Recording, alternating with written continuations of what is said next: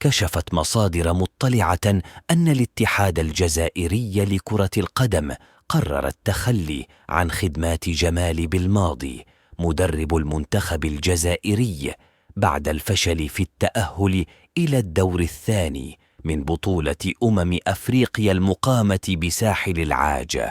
وقالت مصادر إن الاتحاد الجزائري لكرة القدم يضع في مفكرته مدربين اثنين كهدف أول، وهما الفرنسيان أيرفي رونار الذي سبق أن درب منتخب المغرب، وكريستيان غوركوف الذي سبق أن درب المنتخب الجزائري سنة 2015. وأضاف المصدر ذاته أن الاتحاد الجزائري يضع رونار كهدف أول، وفي حال فشل في التعاقد معه يضع كريستيان غوركوف كهدف ثان.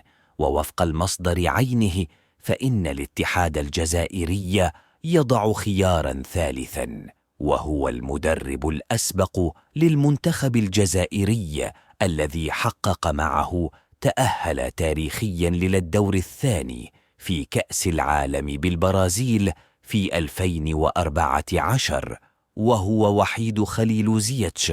وتربط المدرب البوسني علاقة قوية برئيس الاتحاد الجزائري لكرة القدم وليد صادي، الذي عمل معه حينما كان عضوا في المكتب الفيدرالي للاتحاد رفقة الرئيس وقتها محمد روراوة.